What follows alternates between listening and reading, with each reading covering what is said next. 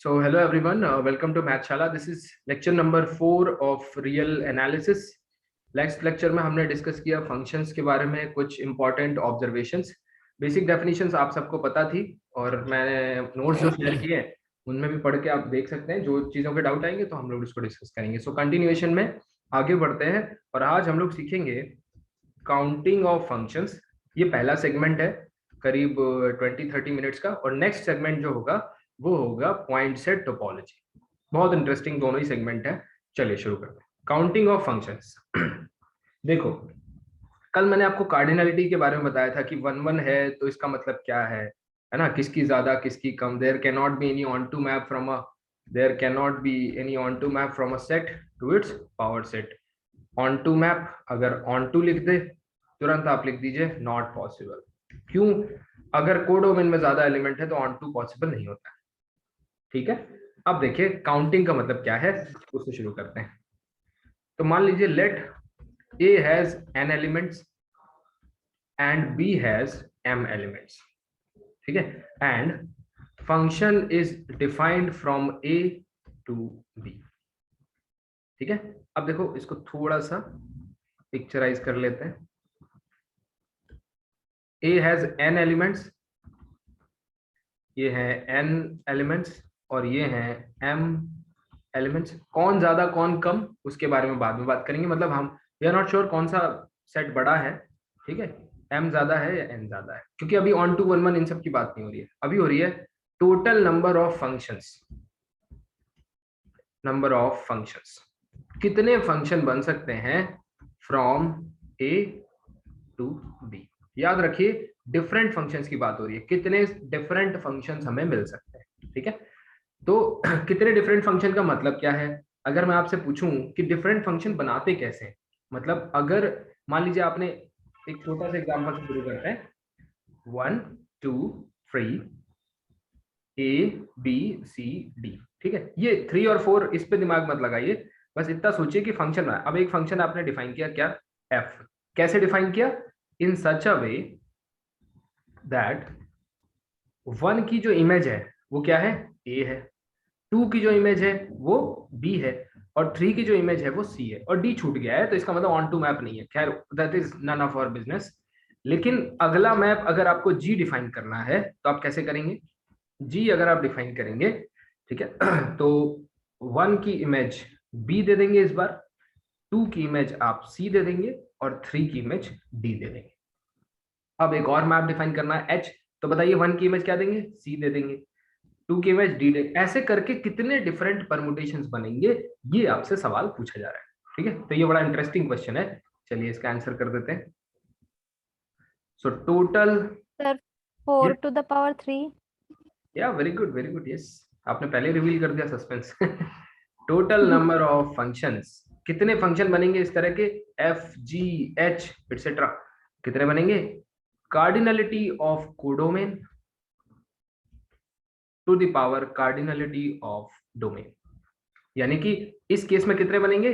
अगर इस केस में पूछा जाए तो कार्डिनलिटी कोडोमेन क्या है? 4, और डोमेन की क्या है? 3, तो 4 टू द पावर।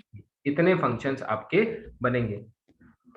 64 नहीं, 16, yes 64 functions, 64 different set correct of है। फंक्शंस जो है वो यहाँ से यहाँ तक आप डिफाइन कर सकते हैं। सोचो अगर हमने सच में डिफाइन करना शुरू कर दिया होता तो यहाँ 1 2 3 ऐसे कितने ही फंक्शन डिफाइन कर पाते, है ना। खैर, ये कैसे आता है इसको समझ लेते हैं। देखो, codomain to the power domain का मतलब ये है, यहां से अगर हम बात करें तो m to the power n, यानी कि m इंटू m कितने टाइम्स? m कितने टाइम्स है भाई? n times. n times. n times. Yes, n times. कैसे पता चला ये फॉर्मूला? यहां से उल्टा जाओ, कैसे जस्टिफाई हुआ होगा? देखो, एक फंक्शन बनाने में अगर आपको, मतलब अगर आपके पास कोडोमेन में अगर मैं आपसे पूछूं कि कितनी चॉइस हैं, तो बताइए कितनी चॉइस है आपके पास? m 4 choice, choices. हाँ, यहाँ पे m है। 3m, है ना। तो यहाँ पे है m चॉइसेस। m चॉइस है, कितने एलिमेंट्स हैं यहाँ पर? n, तो एक के लिए m चॉइस, तो n के लिए कितने हो गए? m to the power n। m। ठीक है, ये है कॉन्सेप्ट। तो अब अगर मैं आपसे एक क्वेश्चन बना के पूछूं कि विच ऑफ द फॉलोइंग, ये इंटरेस्टिंग सेगमेंट है क्योंकि ये पूछा जाता है CSIR नेट में, गेट में, जैम में पूछा जाता है। Which of the following are countable, ठीक है, आपको इनमें से काउंटेबल सेट बताने हैं। पहला सेट है set of all functions from 1, 2 to natural number. दूसरा सेट है from natural number to Q। तीसरा सेट है set of all functions from real number to 1, 2, ठीक है, छोटे से सेट पे डिफाइन है। और चौथा सेट है set of all functions from real number to natural number, ठीक है। बताइए यहाँ पे क्या आएगा, LF नॉट ये है और 2 ये है, यानी LF naught square to the power square, है ना। फिर ये LF naught to the power LF naught, alif ये not है 2 टू द पावर C, और ये LF naught to the power C। एक ऑप्शन अगर मैं और बनाऊं, मैंने actually 2 to the power LF naught के लिए कोई ऑप्शन नहीं बनाया, चलिए देख लेते हैं। फ्रॉम नेचुरल नंबर 1, 2, ये CSIR नेट का क्वेश्चन है बच्चों, है ना, ये मत सोचना मैं अपनी तरफ से बना रहा हूँ। 2 to the power LF naught. अब देखो ये कैसे डिफाइन होगा, अब इसके लिए मैंने इसीलिए ये क्वेश्चन उठाया था ताकि क्वेश्चन के माध्यम से आपको कुछ कॉन्सेप्ट सिखाऊं। देखो सम यहाँ पे लिखेंगे हम लोग, जो लोग बुकलेट धीरे धीरे पढ़ रहे हैं उन्होंने देखा होगा शायद, some rules for transfinite numbers. Transfinite number मतलब ये LF नॉट C, ठीक।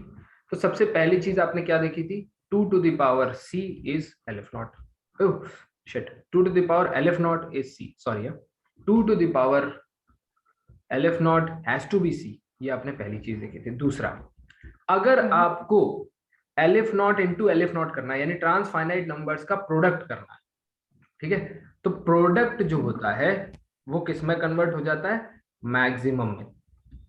उदाहरण के तौर पे, एग्जाम्पल के तौर पे, अगर मैं आपको LF not into LF not बोलूं तो क्या आएगा, maximum of LF not and LF naught which is LF not.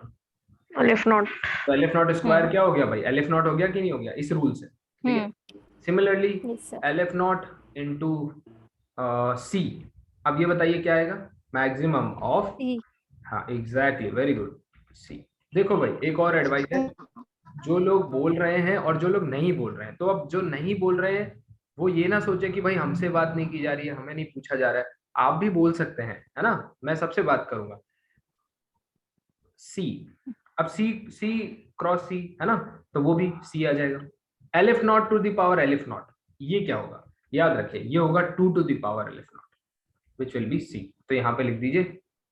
तीसरा रूल है LF naught to the power LF naught is 2 to the power LF naught which is C। चौथा rule है C to the power C is 2 to the power C which is greater than C, ठीक है। ये कुछ important rule है जिनको ध्यान रखना। तो अब ये क्या हो गया, 2 to the power C which is greater than C, ये तो महा अनकाउंटेबल सेट है ना, एक होता है काउंटेबल, एक होता है अनकाउंटेबल, दूसरा महान। H to the power LF naught to the power C, तो यहाँ पे क्या हो जाएगा, maximum, so it will be 2 to the power C। LF naught को 2 से रिप्लेस कर सकते हैं यहाँ पे, सो LF नॉट यहाँ पे और लिख लीजिए, LF naught to the power C is 2 to the power C which is greater than C, and 2 to the power LF naught is equal to C. So which of the following is countable? I think the first one is countable. और कोई है क्या, और कोई नहीं है भाई, नहीं सर, पूरे uncountable. yes, so answer is A, ठीक है, फर्स्ट ऑप्शन इज करेक्ट, ठीक है भाई, क्लियर है, समझ में आया। चलिए आगे बढ़ते हैं। यस सर, वेरी गुड, आगे बढ़ते हैं। अब देखिए, अब हम बात करेंगे नंबर ऑफ 1 फंक्शंस। इस पे एक बहुत इंटरेस्टिंग क्वेश्चन आया था, चलो वो भी करा देता हूँ, ठीक है। एक बहुत इंटरेस्टिंग क्वेश्चन आया था, क्वेश्चन पूछा था इस सेट के बारे में बताना है। Set is collection of function such that f is defined from q to r, ठीक है।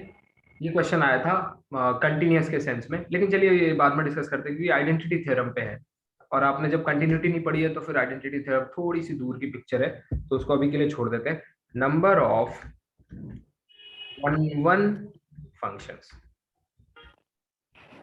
ठीक, अब देखो कोई फंक्शन f a से b, a के पास कितने एलिमेंट है, लेट अस से cardinality of a is m या n और cardinality of b is n।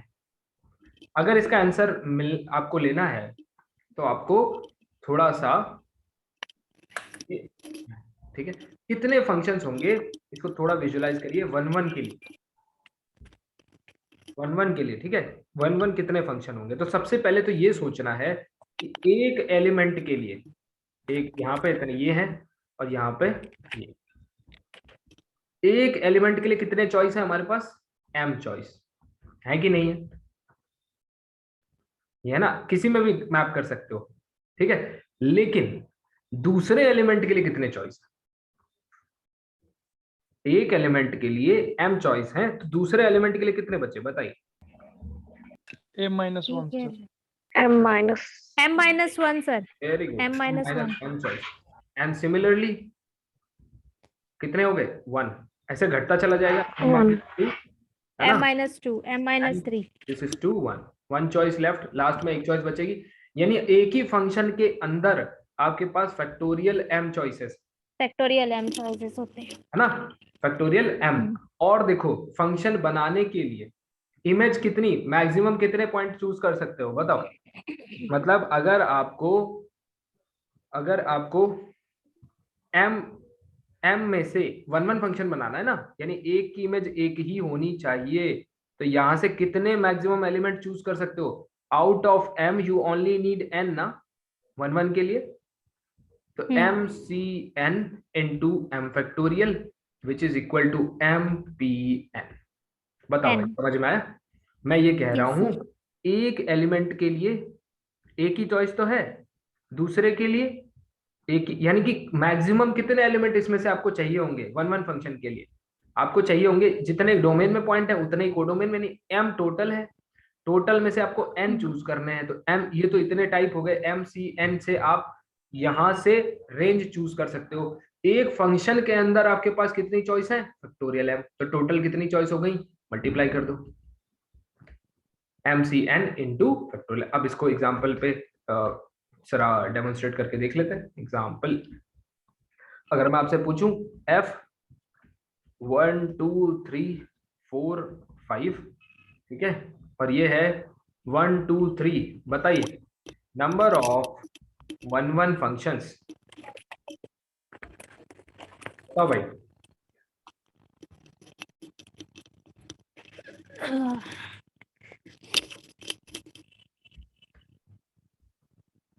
Yes बताइए, any of you please.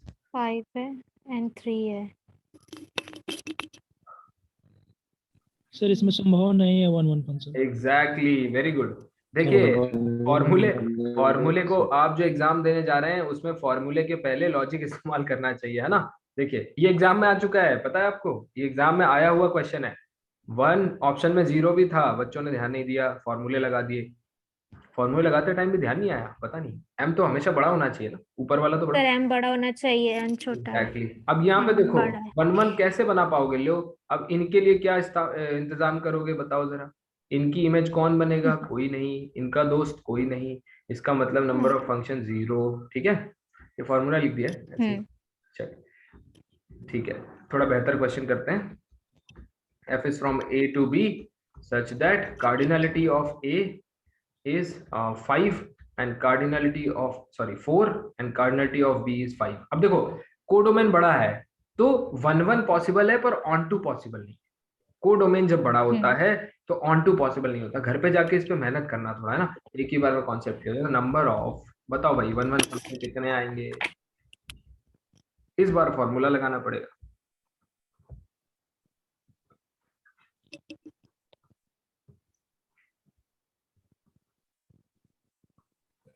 Sir 120।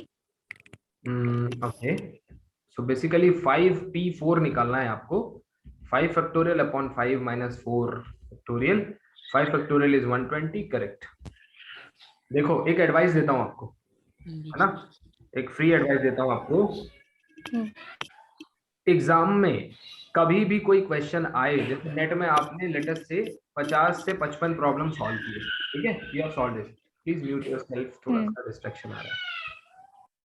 Okay, अब आपने इतने क्वेश्चन सॉल्व किए हैं, याद रखिए ज्यादा से ज्यादा 5 to 10 मिनट्स एक्स्ट्रा लगता है, ठीक है। हर क्वेश्चन को जब आप सॉल्व कर लें तो 10 सेकेंड के लिए एक बार वापस जाके उस आंसर को रीचेक जरूर कर लें। इससे क्या होगा, इससे आपकी जो कॉमन एरर है ना, कॉमन एरर है वो बच जाएगी, समझ रहे हैं, वो कॉमन एरर बच जाएगी। अब देखिए आगे बढ़ते हैं, number of onto maps.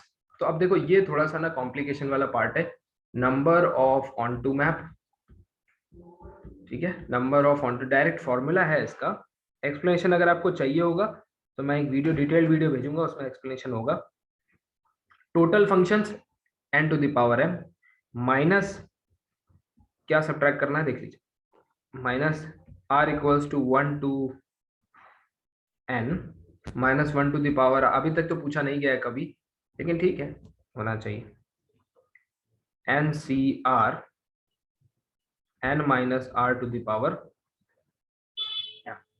ठीक है, ये है, ये फॉर्मूला है, थोड़ा सा बड़ा है पर ठीक है, इसको कहीं लिख लेंगे तो याद रहेगा, ठीक है। चलिए सेगमेंट को आगे बढ़ाते हैं और अब हम बहुत important segment point set topology की तरफ बढ़ते हैं। अब ये बहुत जबरदस्त सेगमेंट है क्योंकि इसमें हम रियल लाइन को डिकोड करेंगे, ठीक है, डिकोडिंग आर मतलब रियल लाइन। चलिए शुरू करते हैं। देखो सबसे पहले है ना, जब नंबर बने तो नंबर बने नेचुरल 1 2 3 4, ठीक है, यानी कि नेचुरल नंबर का सेट फॉर्म हुआ था। फिर क्या हुआ, इसमें जीरो बना, नेचुरल, इसको होल नंबर कहा गया। फिर ये एक्सटेंड होके क्या बना, इंटीजर बना। क्यों बना इंटीजर, तो एनसीईआरटी की बुक्स में भी लिखा है, ये तो 12th का वो है। इंटीजर इसलिए बने कि जब लोग x + 1 = 0, x + अल्फा, x + 2 = 0 इनके रूट तलाशने लगे, इनके रूट्स तलाशने लगे, तो ऐसा समझ में आया कि कोई ऐसा नंबर भी होना चाहिए जो इसका सोल्यूशन बन सके। So in order to get the solution of these equations we need z, ठीक है, ये एक्सटेंड हुआ। इसके बाद क्या हुआ, इसके बाद मामला आगे बढ़ता है q पे, रैशनल्स। क्यों, क्योंकि इसके तो सोल्यूशन मिल गए, बट 2x - 1 का सोल्यूशन कौन देगा, 3x + 2 = 0 का सोल्यूशन कौन देगा, तो इसके लिए तो आपको रैशनल्स चाहिए होंगे ना। So this led to the concept of, or to the, this laid the foundation for set of rational number। यहां से आ गया है, यहां से आ गया है। अब सवाल पैदा हो गया, x², देखिए x² - 4 = 0 का सोल्यूशन तो इंटीजर में भी था, +-2, इसका सोल्यूशन तो यहां भी था, लेकिन x² - 3 का सोल्यूशन यहां नहीं था, ना यहां था, ना इधर this side not this side, कहीं भी नहीं था। फिर क्या हुआ, इसको एक्सटेंड करना पड़ा और आपको q कॉम्प्लीमेंट बनाना पड़ा, यानी सेट ऑफ इरेशनल्स। फिर आपको पता है, फिर इसके बाद यही तो फील्ड एक्सटेंशन है भैया, जो आप पढ़ते हो फील्ड एक्सटेंशन, वो क्या है, चलो आज ही आगे की बात आज ही कर देता हूं, ठीक है। जब कोई फील्ड किसी पॉलिनोमियल का जीरो नहीं दे पाती है, जैसे q एक फील्ड है लेकिन ये x² - 2 का जीरो नहीं दे पाती है, इसका रूट इसमें नहीं है ना, यस और नो, यस सर। अब जब ये रूट इसमें नहीं है तो क्या करते हो, फील्ड को एक्सटेंड करते हो, फील्ड को एक्सटेंड करके √2 इसको दे दिया जाता है, एग्जैक्टली √2 इसको दे दिया जाता है, और ये क्या बोली जाती है, q√2, और ये एक्सटेंडेड फील्ड। अब आप कहोगे, या कोई भी बच्चा कह सकता है, बड़ी कॉमन सी बात है, फील्ड कॉमन सी बात है कि भाई एक बात बताइए सर, मान लीजिए रूट यहाँ नहीं मिल रहा है, सीधा आप सी पे क्यों एक्सटेंड नहीं कर रहे हैं, set of complex number. Fundamental theorem of algebra कहती है कि दुनिया के सारे पॉलिनोमियल्स के रूट सी में हैं, बताओ हैं कि नहीं। फंडामेंटल थ्योरम ऑफ अलजेब्रा कहती है कि दुनिया के सारे पॉलिनोमियल्स के रूट सी के अंदर है, कोई भी ऐसा पॉलिनोमियल नहीं है जिसका रूट सी में ना हो। तो सर एक काम करो, क्यू को डायरेक्ट सी पे एक्सटेंड कर दो, सारे रूट मिल जाएंगे। क्यों यहाँ पे ऐसा शॉर्ट एक्सटेंशन Yes, कर sir. रहे हो क्यू रूट टू, क्यों शॉर्ट एक्सटेंशन कर रहे हो?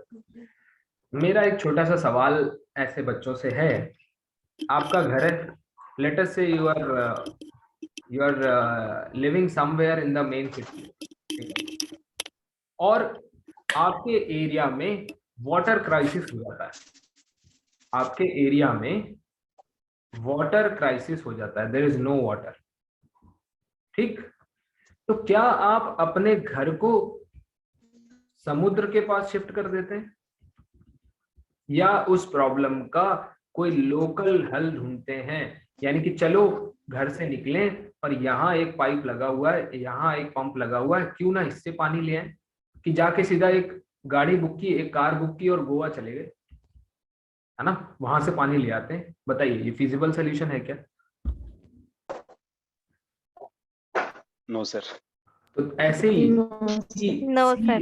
सी जो है वो सच में सी है, लेकिन यहाँ से पहले यहाँ बगल वाले नल को तलाश कर लो, क्या पता वहां पानी आ रहा हो। जब नहीं मिलेगा नहीं मिलेगा नहीं मिलेगा, तब सी पे आना, तब सी को पूछना कि भाई आपके पास तो सब पानी हमें, चलो हमें रूट दे दो, ठीक है? इसीलिए एक्सटेंडेड फील्ड का कॉन्सेप्ट अपनाया गया कि छोटे छोटे जितनी जरूरत है उतनी फील्ड एक्सटेंड कर लो, ठीक है?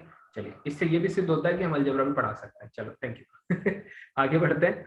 अब क्यू कॉम्प्लीमेंट को एक्सटेंड करते हुए, है ना, क्यू कॉम्प्लीमेंट, इन सब को एक्सटेंड किया, इन सब को यूनाइट करके जो स्ट्रक्चर बना उसको कहा गया आर, यानी कि set of रियल्स।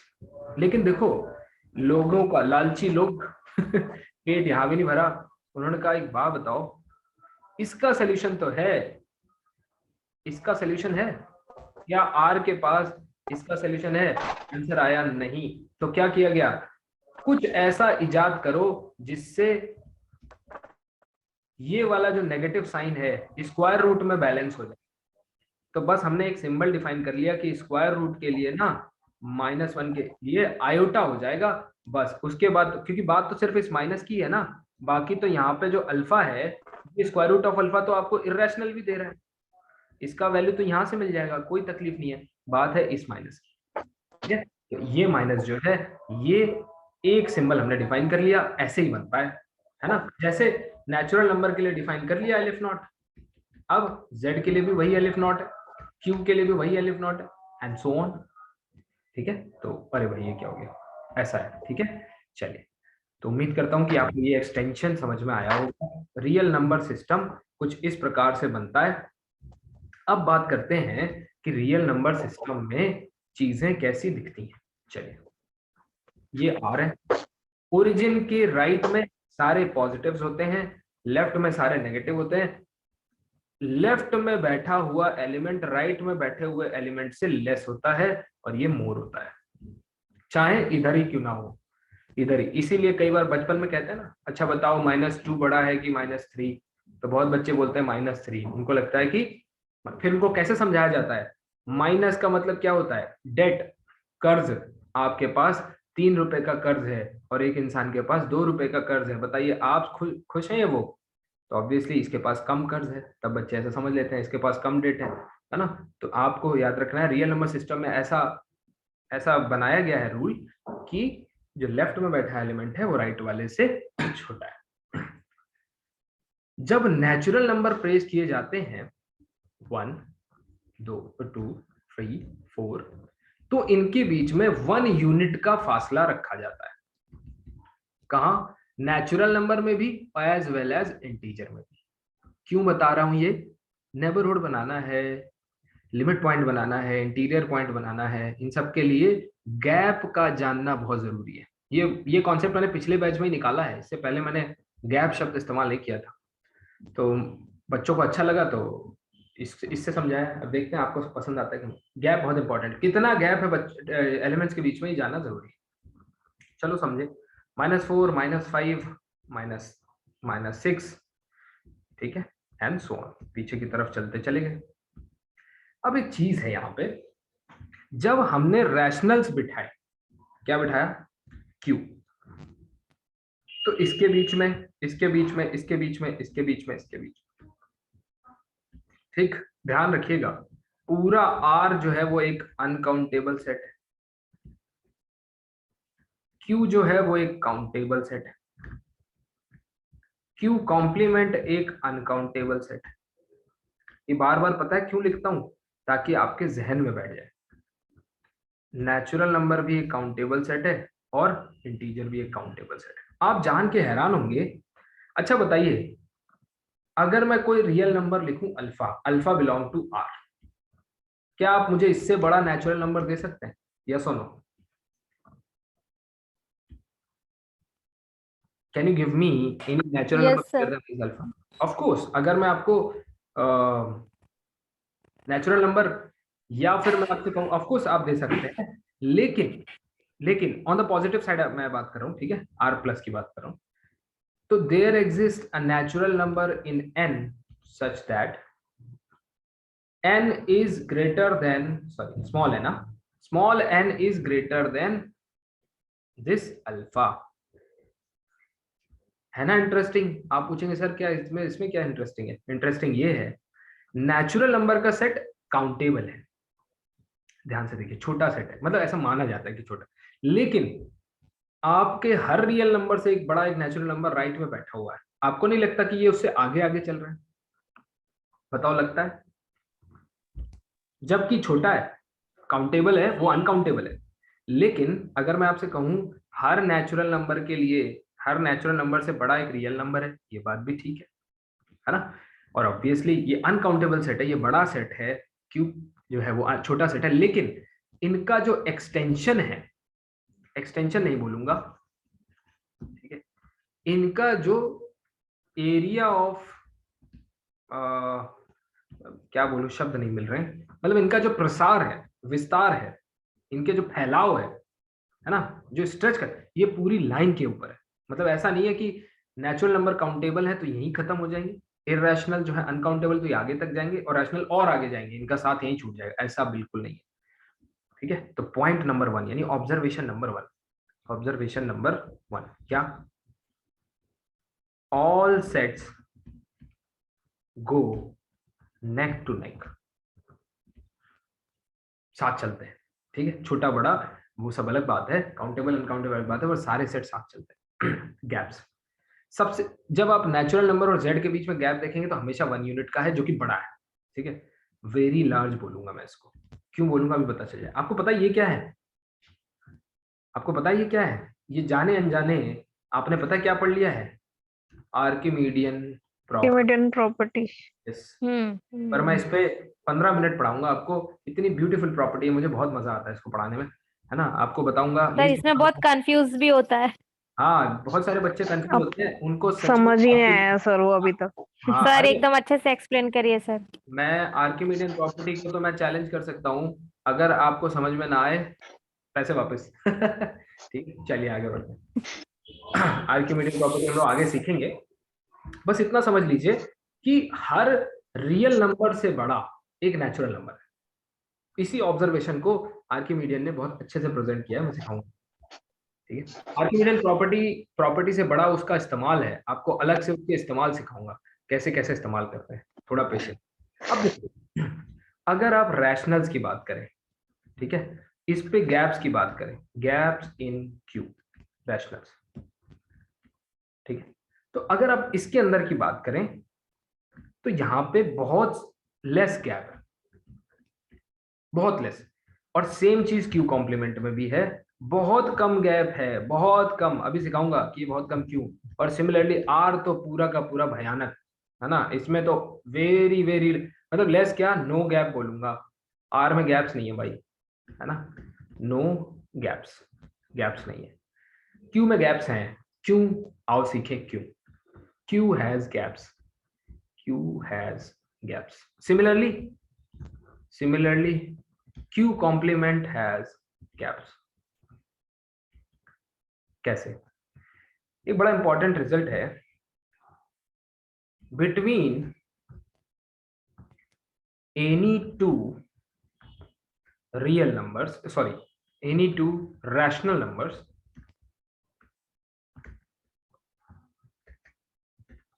there exists an irrational number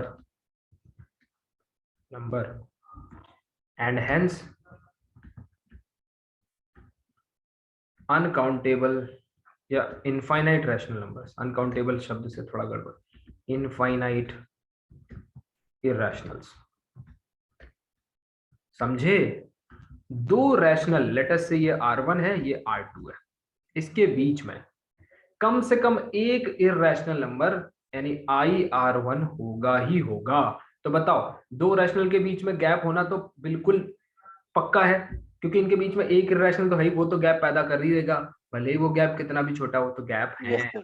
ठीक है, अब देखो इसमें क्या लिखा हो, हेंस इनफाइनाइट, एक नहीं होता है, कितने होते हैं? इनफाइनाइट इरैशनल्स होते हैं, इनफाइनाइट इरैशनल। अभी देखना अगला रिजल्ट आएगा तो आप और बिल्कुल ऐसा लगेगा कि क्या ही हो रहा है, बिटवीन एनी टू इरैशनल्स, उनके पास भी यही है, उनके साथ भी यही है, देयर एग्जिस्ट। और हाँ, एक और चीज आपको सिखा दूं, मैथ्स ना एक दिन में नहीं सीखी जाती। अगर आप आज ये चौथा लेक्चर है, जो कुछ हम बातें कर रहे हैं 4 दिनों में, अगर जब आप इसको कलेक्टिवली देखेंगे ना, तब आपको लगेगा आपने थोड़ा बहुत सीखा, लेकिन अगर आप एक दिन का देखेंगे तो मुश्किल हो जाता है ना। तो कलेक्टिवली देखिए, धीरे धीरे देखेंगे, सीखेंगे तो हो जाएगा। देयर एग्जिस्ट, अब ये बातें इतने बार रिपीट होंगी, बिल्कुल आपके जहन में बैठ जाएगी। There exist an rational number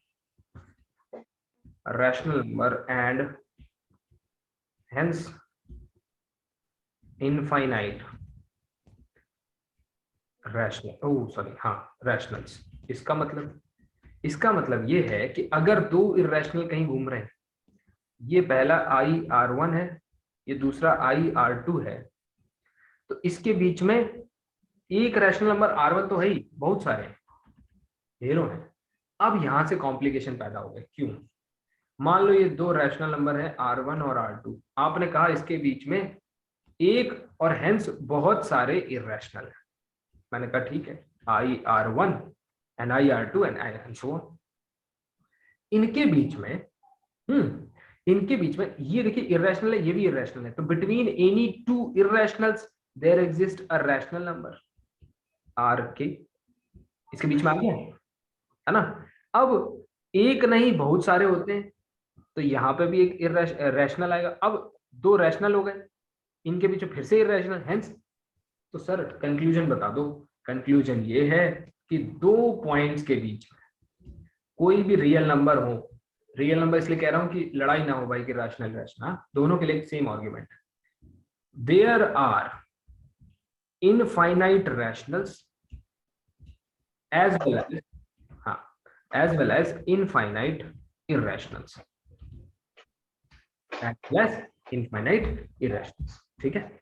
ये है स्ट्रक्चर रियल नंबर सिस्टम का। इसका मतलब गैप तो है लेकिन कम है, और जब बात R की आ जाए तो बिल्कुल ही खत्म हो जाता है। अब मैं आपसे एक बात पूछता हूं, अगर आप रियल लाइन को ऐसे विजुअलाइज करें, ठीक है, मैं आपको बोलूं रैशनल नंबर, मैंने कहा ना नेक टू नेक चलते हैं, क्या हर रैशनल नंबर R के बीच में, R के आसपास रियल नंबर देख पा रहे हो? कोई ना कोई रियल नंबर होगा ना? Yes, sir. Yes sir. Yes sir. अब मैं कहूं कोई ना कोई रियल नंबर होगा, अब मैं कहूं कि किसी गिवन रैंडम रियल नंबर के आसपास काफी सारे रैशनल नंबर होंगे, रैशनल R, Of course, है ना? sir. तो क्या मैं ये कह दूं कि जब Q के आसपास का एरिया देखोगे तो सारे रियल्स उसके पास मिलेंगे? मानते हो कि नहीं? Q के आसपास देखोगे, Q के किसी भी पॉइंट के आसपास देखोगे तो सारे रियल्स Q के आसपास मिलेंगे। Similarly all reals are close to. शायद बहुत सारे लोग समझ भी गए होंगे कि मैं क्या लिखवाना चाह रहा हूं। बताओ क्या लिखवाना चाह रहा हूं, किसी को पकड़ में आया? Neighbourhood. Dense, Q is dense in R. Dense sir. Q and Q complement is dense in R. Q and Q complement dense. Q and Q complement are dense in R, ठीक है। लेकिन ना हमने अभी डेंस पढ़ा है भाई, है ना, लेकिन अब आपको डेंस का मतलब समझ में आ गया होगा। अगर कोई सेट S किसी बड़े सेट R में डेंस होना चाहता है तो उसके हर एलिमेंट के पास s के एलिमेंट होने चाहिए, हमेशा q से r q। ये why this q is dense in r, because for every r alpha there are, please mute yourself, there are infinite number of reals q, infinite elements of q, इसलिए Yes, sir. Yes, sir. Alpha के आसपास बहुत सारे Q हैं। Similarly किसी beta के real number beta के आसपास ढेरों क्यू कॉम्प्लीमेंट के एलिमेंट हैं, इसलिए ये सेट इसमें डेंस कहे जाते हैं, ये सेट इसमें डेंस कहे जाते हैं। तो आप समझ रहे हैं, एस अगर आर में डेंस होना चाहता है तो आर के हर पॉइंट के आसपास, आर के हर पॉइंट के आसपास एस के एलिमेंट होने चाहिए। कैसे पकड़ा? क्यू आर में डेंस है, नोन रिजल्ट है, इससे मैचिंग करा लो। इसमें क्या देखते थे वही इसमें देख लो, ऐसे ही सीखा जाता है। ठीक है, यही बुनियाद है। चलो आगे बढ़ते हैं। ये तो डेंसनेस की बात है। अभी हालांकि डेंसनेस तो बहुत दूर की बात है, लेकिन फिर भी मैं आपको ये दिखाना चाह रहा हूँ कि रियल टफ नहीं है, रियल बहुत आसान सब्जेक्ट है ना, उसको टफ बनाया जाता है एक्चुअली। चलो अब बात करते हैं बड़े फेमस कॉन्सेप्ट की, नेबरहुड। मुझे बहुत पसंद है ये कॉन्सेप्ट, नेबरहुड। ठीक है, अच्छा एक बात बताइए, जब बात की जाती है, ये इंडिया है, ठीक है, नेबरहुड की बात की जाती है तो हम कहते हैं इसके नेबरहुड में कौन कौन सी कंट्री हैं? तो we always say that China, Pakistan, Bhutan, Nepal, Bangladesh etcetera, है ना। तो आप मुझे बताइए, let me pick one name. Okay okay, leave it. Okay, let us say alpha is someone sitting in India. आप बताइए, आपका घर सपोज नागपुर में है, alpha is sitting in Nagpur. बताइए आपके पड़ोसी कौन है? कोई पूछे चाइना आपका पड़ोसी है? No, sir. आप बोलोगे चाइना मेरा पड़ोसी थोड़ी है, चाइना तो हमारी कंट्री का पड़ोसी है। इसका मतलब क्या हुआ? इसका मतलब यह है कि नेबरहुड का जो कॉन्सेप्ट है वो फ्रेम ऑफ रेफरेंस पे चलता है। किस पे चलता है? फ्रेम ऑफ, आप खड़े होके कितने दूर का नेबरहुड लेना चाहते हैं। ठीक है, वसुधैव कुटुंबकम, सारा विश्व मेरा पड़ोसी है, मेरा परिवार है।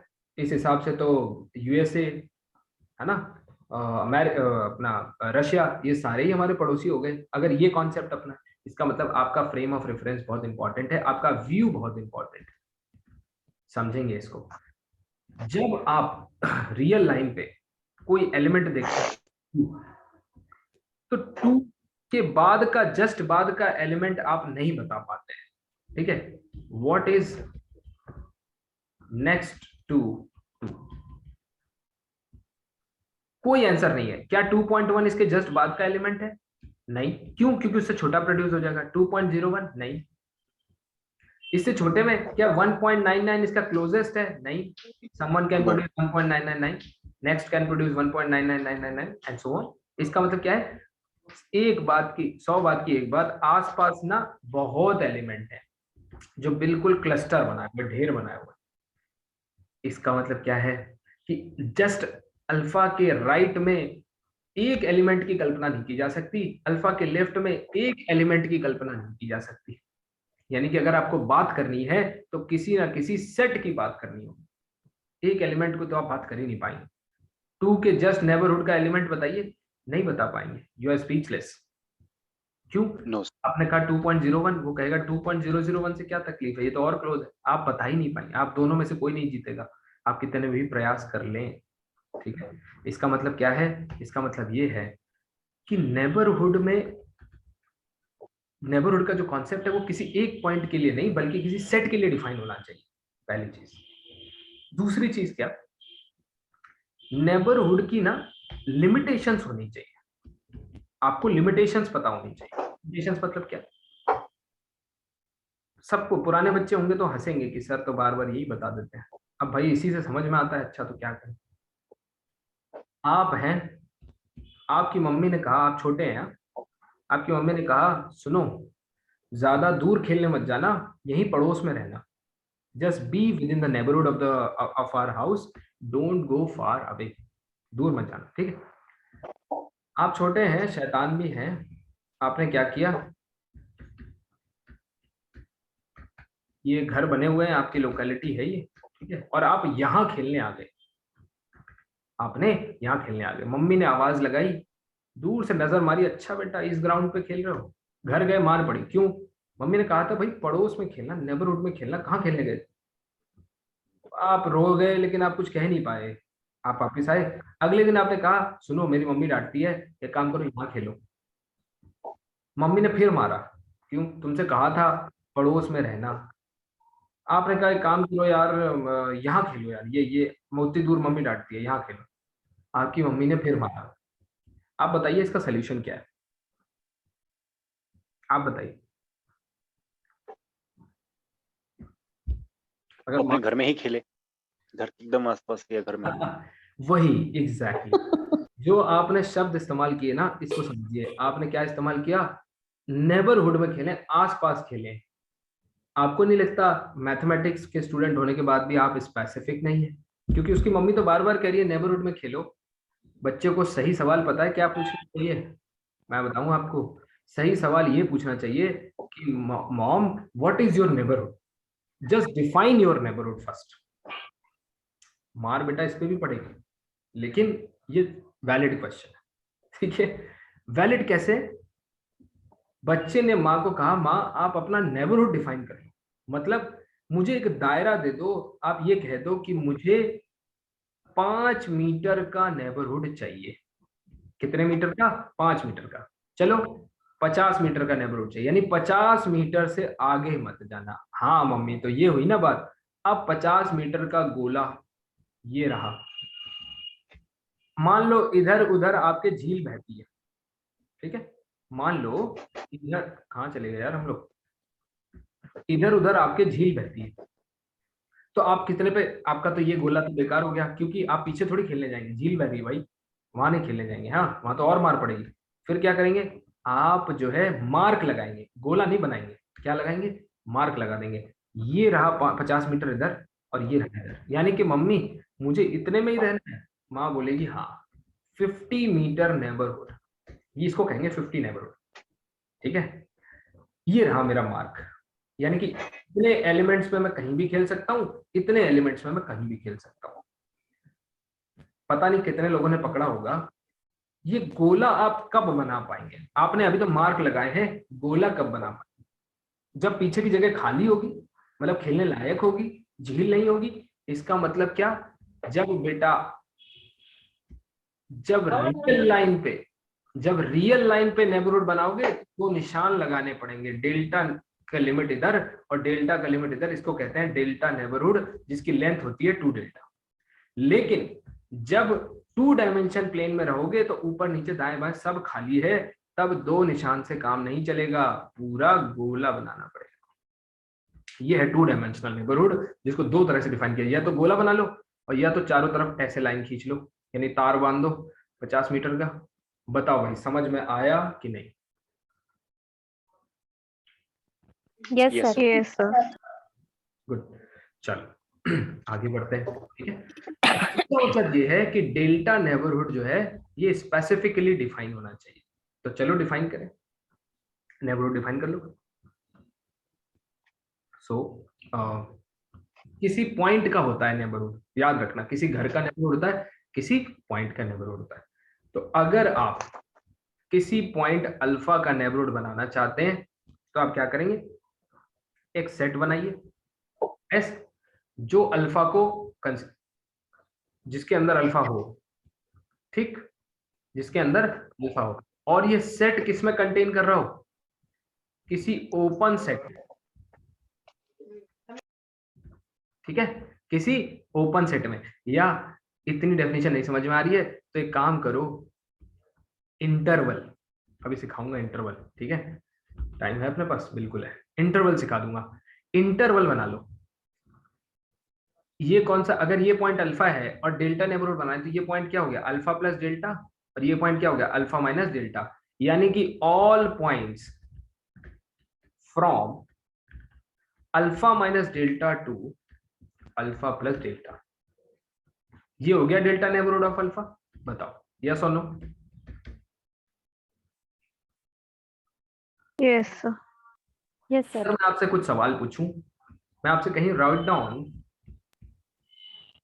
1 to 10 all natural numbers from 1 to 10, आप तुरंत पेन उठाएंगे, खुशी खुशी लिख देंगे 1 2 3 4 5 10। मैं कहूंगा राइट ऑल रियल्स फ्रॉम 1 to 10, क्या करोगे बेटा? क्या सर इंटरवल बनाएंगे। एग्जैक्टली एक्चुअली मैं आपको मोटिवेशन समझाना चाह रहा हूं कि मैथमेटिशियंस को क्यों इंटरवल के कॉन्सेप्ट को डिफाइन करना पड़ा होगा। समझ रहे हैं? यहां तक उनको कोई तकलीफ नहीं हुई होगी, पर यहाँ उनको तकलीफ हुई होगी। हमेशा पता है क्या ब्यूटी है किस चीज में? ब्यूटी है डेवलपमेंट देखने में। ब्यूटी ये देखने में नहीं है, ब्यूटी है डेवलपमेंट देखने में। ठीक है, बना बनाया घर बहुत अच्छा लगता है, लेकिन किसी बंजर जमीन को देखो और हर दिन उस पर कुछ बनते हुए देखो, एक दिन जब बन के खड़ा होगा तो ये ब्यूटी और डायरेक्ट इसको देखने की ब्यूटी में फर्क होगा।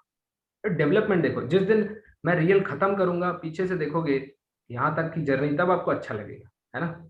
और किसी दिन मैं रीमान पढ़ा रहा हूँ, आप बीच में क्लास में आ गए, बोले रियल खत्म हो गई, चलो बढ़िया है ना, तो वो उतना मजा है। अब देखिए, चलो इंटरवल डिफाइन करें। तो इंटरवल करता क्या है? काम आसान कर देता है। इस देखना, ये बड़ी इंपॉर्टेंट डेफिनेशन है। इंटरवल की डेफिनेशन पे बच्चे ध्यान नहीं देते, इंटरव्यू में पूछ दिया जाता है। सो इफ इंटरवल की डेफिनेशन क्या है? If x, y belong to s, s कोई सेट है, then if each real between x and y belongs to s, then s is an interval। आप कहोगे सर ये क्या कह रहे हो? अभी समझा रहा हूं। अगर मैंने ले लिया कलेक्शन ऑफ रियल्स फ्रॉम 1 to 2, ये इंटरवल है, ये एक इंटरवल है। मतलब 1 to 2 का मतलब या तो ऐसे ले रहे होगे या तो ऐसे ले रहे होगे। तरीके हैं लिखने के, 1 और 2 इंक्लूड करना चाह रहे हो कि नहीं इंक्लूड करना चाह रहे हो, है ना। इस पे भी बात करेंगे, पर इतना तो पता ही होगा अभी टाइम भी, है ना। अब अगर मैं आपसे कहूं कि 1 से 2 के बीच के सारे रियल आपने लिख दिए, ये इंटरवल लिखने का तरीका है, ठीक है। और आपने लिख दिया 3 to 4, ये एक सेट या एस। बताइए, is it an interval? No sir. Is it an interval? No. क्यों? No. क्योंकि यहाँ पे 2 से 3 के बीच के जितने भी रियल्स हैं यूनियन। ये सारे मिसिंग हैं। तो डेफिनेशन वॉयलेट हो जाती है। डेफिनेशन का मतलब ये है कि अगर x और y उस सेट में हैं, यानी कि 2 और 3, यानी 2 के पहले मान लो 1.9, और चलो इसको इंक्लूड कर लो in order to avoid the confusion. 2 से 3 के बीच के जितने भी नंबर है वो कहाँ गए भाई? अगर देखो, ओपन सेट अपनी जगह, क्लोज सेट अपनी जगह, इंटरवल अपनी जगह। सेट को एक्सटेंड करके इंटरवल बनाया गया। कैसे? सेट क्या होता है? 1 2 3 4 4 5, लो बन गया सेट, ये है सेट। क्या ये इंटरवल है? नॉट है। No sir. क्यों? No. भाई हमें सारे रियल्स कंसीडर करने चाहिए। 1 से 2 के बीच के रियल कहाँ हैं? 2 से 3 के बीच के रियल कहाँ हैं? नहीं है ना, सब मिसिंग है ना, इसलिए इंटरवल नहीं है, है ना। तो बेसिकली सेट को एक्सटेंड करके इंटरवल बनाया गया। अब मैं आपसे पूछता हूँ, एक सवाल पूछता हूँ, अगर कोई सेट है सिंगलटन सेट ए, बताइए इज दिस एन इंटरवल? अगर है No. तो क्यों, और नहीं है तो क्यों नहीं है? Singleton. सर ए तो सिर्फ एक नंबर ही है ना सर, एलिमेंट ही है। हाँ हाँ, उसके पास कुछ और नंबर नहीं। जिस तरह से अपन 1 to 2 के बीच में नंबर्स देख सकते हैं, तो वो एक इंटरवल बना रहा है, बट वहां तो सिर्फ एक एलिमेंट है ए। यस। देन आप उसको क्या क्लेम करेंगे? इंटरवल बोलेंगे कि नहीं बोलेंगे?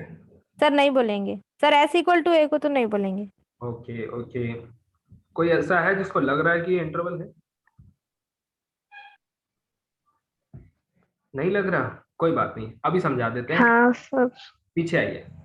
मैंने आपको रिफ्लेक्सिव, जब मैंने कहा था एम्प्टी रिलेशन क्या है, रिफ्लेक्सिव है, सिमेट्रिक है, एंटी, आप सबने, किसी ने नहीं कहा कि आपने कहा इक्विवेलेंट है, सब कुछ है।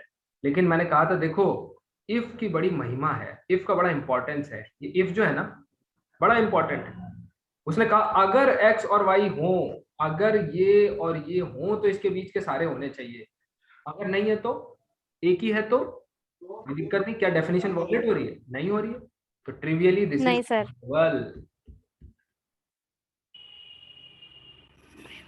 ये क्या है? ये 1 को लिखने का तरीका, इसमें सिंगलटन सेट 1 आएगा, ये भी इंटरवल है। यस, ये क्या है? ये तो फाई है ना? 1 से 1 के बीच के सारे नंबर और 1 इंक्लूड नहीं करना है, क्या मतलब है भाई? फाई है। क्या फाई इंटरवल है? Yes sir. Very good. Yes, yes. अब आप समझ गए कि इंटरवल जब 2 एलिमेंट होंगे तब ना उसके बीच में देखोगे कि है कि नहीं है। जब उनके बीच के नंबर्स देखेंगे, राइट? जब 2 है ही नहीं, एक ही है, तो फिर क्यों देखना है उनके बीच के नंबर्स, है ना? ओके। तो अब मैं आपसे कुछ सवाल पूछता हूँ, बड़ा इंटरेस्टिंग, ठीक है? मेरा सवाल है बहुत इंपॉर्टेंट और आज की क्लास का आखिरी। पंकज सर आ गए हैं क्या? पंकज सर आ गए हैं क्या? Are you there? हाँ यस सर, आ गया हूँ। ओके ओके ओके, आप लो कोई बात नहीं। बस 2 मिनट। अब मेरा सवाल ये है कि क्या नेचुरल नंबर कभी इंटरवल बन सकता है? सॉरी, नेचुरल नंबर कभी नेबरहुड बन सकता है किसी का, या फिर no integer? Sir, sir No, no sir, sir, no. No neighbourhood क्यों नहीं बन There is सकता? gap. सर, नहीं बन सकता सर वो। मान लीजिए ये पॉइंट है 2.1, अब यहाँ पे 1 है और ये 2 है, ये 3 है, नेचुरल नंबर का सेट है तो सही, क्या ये नेबरहुड नहीं बना पाएगा? सर लेकिन वो सारे एलिमेंट्स तो नहीं है ना, 2 और 3 के बीच के और भी अगर नजदीक में जाए तो। देखिए इसको एक सर और नहीं gap- बनाएगा। Gap नहीं होता है सर उसमें. नहीं बनाएगा। Exactly, answer is gap. जहां से बात शुरू हुई थी वहीं खत्म होनी चाहिए। Answer is gap. मतलब क्यों? देखो, अगर किसी अल्फा का नेबरहुड बनना है, डेल्टा नेबरहुड, तो अल्फा माइनस डेल्टा से लेके अल्फा प्लस डेल्टा तक का पूरा इंटरवल इसके अंदर आना पूरा सेट इंटरवल होना चाहिए। पूरा सेट इंटरवल होना चाहिए। देखिए मैथ्स पोइट्री है, इधर उधर करेंगे तो गड़बड़ हो जाएगी। इंटरवल होना चाहिए। अब इंटरवल नेचुरल नंबर के पास तो है ही नहीं, ठीक है? n does not have any interval। ये बड़ी इंपॉर्टेंट बात, और किनारे पे लिख दी मैंने, ये बड़ी इंपॉर्टेंट बात है। क्या किसी और ऐसे सेट को जानते हो जो सिमिलर प्रॉपर्टी रखता है? बिल्कुल। कौन सा? Z. Z। जेड सर, क्यों? जेड भी नहीं बनाएगा नेबरहुड। ये सारे के सारे नहीं बनाएंगे, क्यों? सेम प्रॉब्लम है इनके पास, क्या? Lack of interval. इनके पास इंटरवल्स मिसिंग है। अब याद करो, आप समझ में आ रहे हैं? हमेशा बड़ों की बातें बाद में समझ में आती हैं। मैंने सिखाया था ना कि गैप्स बहुत इंपॉर्टेंट है। ये देखो लिखा हुआ है। गैप क्यों सिखाया था? गैप इसीलिए सिखाया था कि आप एक नेबरहुड नहीं, अभी देखना लिमिट पॉइंट, इंटीरियर पॉइंट, ये सब कुछ क्लियर हो जाएगा, कोई दिक्कत नहीं। चलिए, thank you so much for joining. Hope you enjoyed the lecture. See you all tomorrow. Thank you, sir. Thank you sir.